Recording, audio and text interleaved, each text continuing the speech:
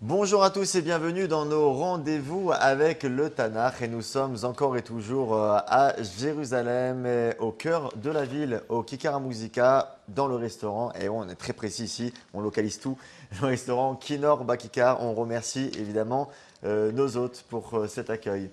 Et j'ai le plaisir à mon tour d'accueillir notre historiof biblique, notre spécialiste de la Bible, Roni Akrish. Bonjour. Shalom David. Ça va, je le prononce bien, historiosophe, ça Oui, passe? c'est bien, 5 syllabes, c'est facile. Alors Ronnie, ça fait un moment qu'on se rencontre et là on arrive maintenant à une période un peu plus, une période de consolation. La parashat Vaïtranan, la Haftarah de la parashat Vaïtranan, on la lit souvent après le 9 Av, après toute cette période, ces 3 semaines de deuil. Et on est tout de suite dans le vif du sujet dès les premiers versets de cette Haftarah qui sont extraits du prophète, des paroles du prophète Isaïe, où on a tout simplement Nachamu, Nachamu, Ami, Yomar, Elokechem, consolez, oui, consolez mon peuple, proclamera un jour votre Dieu. Consolation après une période qui en dit long, celle de la destruction. Essayez d'imaginer un instant que précédemment à cette date, nous ayons dû arriver. Imaginez aujourd'hui, vous avez le micro à la télévision israélienne. Vous êtes une personnalité connue. Vous vous appelez Isaïe. Et vous disiez à cette époque-là, reprenez-vous, car rien n'ira pour le mieux dans les années à venir étant donné notre situation. Or, pas notre situation politique, militaire, sociale, économique, mais notre situation morale et éthique vis-à-vis de l'ensemble de ces domaines-là. Vous serez détruit parce qu'il y a de la haine gratuite, vous serez détruit parce qu'il y a de l'idolâtrie, l'idolâtrie qui étant d'aller servir, l'étranger qui est auprès de moi au lieu de servir l'être qui est en moi. L'assassinat, verser le sang, l'inceste. Vous comprenez que vous bafouez les lois morales. Ah non, c'est ça. Eh bien, vous savez, vos autoroutes, vos voitures, vos canyonimes, vous savez ce qu'ils vont devenir?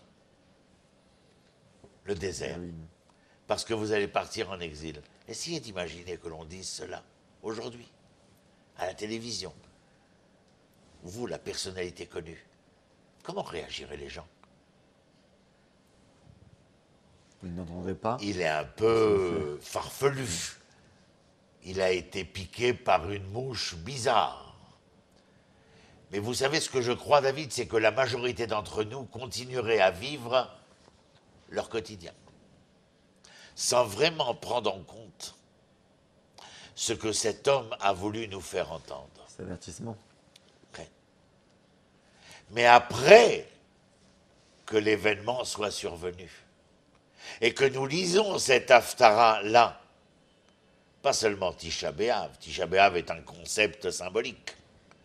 Bien sûr qu'il y a eu un drame le 9 du mois de Av. Mais le premier drame du 9 du mois de Av, quel était-il? Lorsque les explorateurs vont revenir de ces 40 jours de pérégrination en Eretz Israël, pour savoir si le cadeau divin était bon ou pas très bon.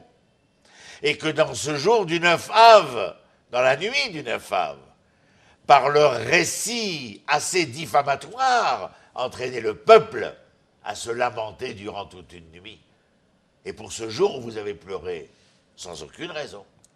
Je vous donnerai un jour où vous aurez toutes les raisons. Il n'y aura pas qu'un seul jour, j'allais presque dire, rassurez-vous. Il y aura des jours où nous aurions des raisons de pleurer. L'histoire l'a prouvé depuis tout ce temps. Bien entendu. Et lorsque nous lisons après cela, c'est-à-dire nous qui sommes aujourd'hui ici, au restaurant Kinor, au Kikar HaMuzika, en plein Jérusalem, et nous disons « Nachamu, Nachamu, Ami ». Oui, nous sommes consolés. Nous sommes consolés parce que ainsi est la parole de l'Éternel, et parce que si nous ne faisons pas ce que nous sommes en train de faire, au nom de ce projet divin auquel nous appartenons, alors je vais me mettre derrière l'écran et m'adresser à ceux qui m'écoutent en disant « Et qui nous promet que cela ne se reproduirait pas ?» Est-ce que les prophéties sont, dont celle de Isaïe, justement, qu'on est en train de lire, Voyons ce qu'il dit ensuite. Dabru alev Yerushalayim Ah. vekiru elea. Vous entendez, David? Parler au cœur. Mais parler, les daber, c'est une exigence de Dibour. Dibour, c'est la shon kasha. C'est un langage de dureté, alors que Amira, c'est un langage de tendresse. Dibour, à qui? À Yerushalayim. Que représente Yerushalayim? Le cœur. Qu'elle soit la capitale d'Israël, le cœur d'Israël. Le cœur est non seulement un organe physique, mais il est plus qu'un organe physique. Vous l'entendez? Et lorsqu'il dit Dibrou el Yerushalayim, mais Kiroula, ça veut dire quoi? De la lire, de l'interpeller. Mais interpeller en hébreu, c'est être capable de lire. Comme de lire, c'est capable d'être interpellé. Et lorsque j'interpelle Jérusalem, c'est que je dois être capable de quoi faire? De lire ce que Jérusalem écrit. Est-ce que cela veut dire? Ces prophéties-là ne s'inscrivent pas dans un instant T. Non, à l'instant où elles ont été prophétisées. Non. Elles ont été compilées dans le canon biblique parce qu'elles ont une portée qui est la portée de l'éternité. Continuez, David. Nous avons, comme vous l'avez dit tout à l'heure, vous avez parlé de destruction de routes, destruction des villes, des montagnes, etc. On voit dans les psukim qui suivent, dans les versets qui suivent, justement toute cette reconstruction, comme si on dégageait l'allée, revenait, retournait. Alors, que dit-il, Isaïe? Kol ge, vous me corrigez hein, si je me trompe. Yinase vechol ar vegiv'a, yishpalu, vehaya Yaakov lemishor, ve'achassim levika. Venigla kevod Hashem, veraou kol basar yardav kipi. Traduisez. Diber. Que toute vallée soit rehaussée, que toute montagne et toute colline se trouvent abaissées, que les terrains accidentés deviennent libres de espace passage. libre de passage, et les chaînes de collines des pays plats. Que se manifeste la gloire de l'Éternel. Ça, on est dans une toute autre approche. Dans cette prophétie de Isaïe, amené et entraîné à reconnaître que dans un processus historique donné, d'un temps donné, comme pour la sortie d'Égypte, Il y a une résonance messianique. il y a une résonance messianique, mais où cette résonance messianique se fait sur quoi? Sur la nature. La nature est bouleversée de ce nouveau temps. Et on continue pour voir ce qu'il va nous dire après que la nature soit bouleversée. Oui, l'herbe se dessèche, la fleur se fane. Laissez la nature aller plus loin que la nature. Comme un berger, il fait battre son Ah, voilà. Et nous avons donc ici une relation avec l'homme. C'est-à-dire que vous venez de parler de la nature qui va bouleverser le naturel, mais où ce naturel de la nature se réfère aussi à l'homme. Et où il vient nous faire entendre que la relation d'Israël avec l'Éternel, ou plutôt la relation de l'Éternel avec Israël, n'est pas celle, du maître vis-à-vis de l'élève. Elle est quelle est la relation? Celui de berger. Kéroé, Edro, Yiré. C'est-à-dire comme un berger qui fait le berger pour router son troupeau. C'est-à-dire que les enfants d'Israël, dans ce bouleversement de la nature, accompagne. Bien sûr, mais Yeshayahu nous avait fait déjà entendre ô combien il avait dit « Comment se fait-il que les enfants d'Israël se trompent? Ils ne sont un âne est capable de reconnaître son maître. Les enfants d'Israël, non. Ici, le berger, vous savez ce que c'est le berger? Roetson. C'est celui qui est capable, Roé, d'être le prochain. Mais Ra, ça vient d'une racine du... Non, Roé. On n'est pas sur les mêmes... Ah, bien entendu. Le Roé, le Réa, c'est le prochain. Resh, Ain, Réa avec ses voyelles. Mais Réa, lorsqu'il n'est pas entendu dans cette dimension du cœur et de la raison spirituelle, il peut devenir avec d'autres voyelles et devenir ce que vous avez dit, Ra. Ra. Mais ça veut dire que dans tout Ra, il y a le potentiel de devenir Roy. Réa.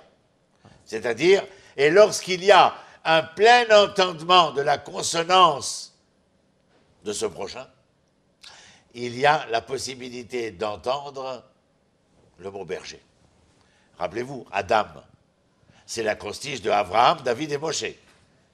Quel est le rôle de Abraham, de David et de Moshe? Des bergers. Berger.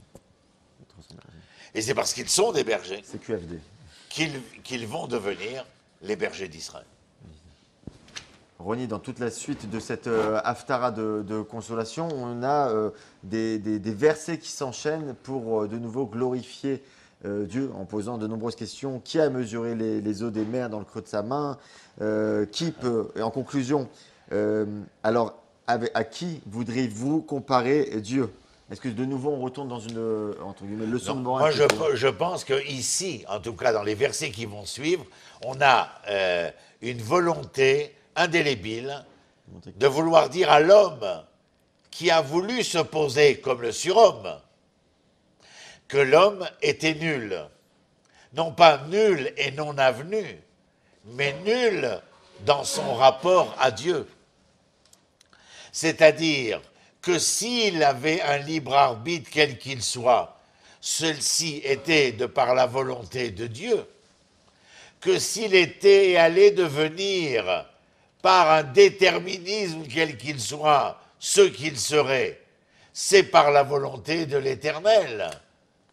Parce qu'il est, comment nous avons dit dans la Mishnah, ce n'est pas grâce à toi que tu nais, et ce n'est pas par ta propre volonté que tu meurs.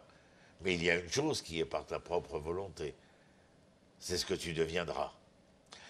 Mais même dans cela, le texte de Yeshayahu nous fait entendre une certaine part de afsiyut, c'est-à-dire, j'ai dit nullité, c'est peut-être pas le mot véritablement adapté, Perte, mais perdition. je veux dire d'une pleine reconnaissance, de condescendance vis-à-vis de l'Éternel, en quoi l'homme est l'objet de l'Éternel. Il s'annule Mais devant l'Éternel. Nahon, il est l'objet de l'Éternel, mais lorsqu'il devient l'objet de l'Éternel, l'Éternel lui donne la possibilité d'être le plein sujet de lui-même.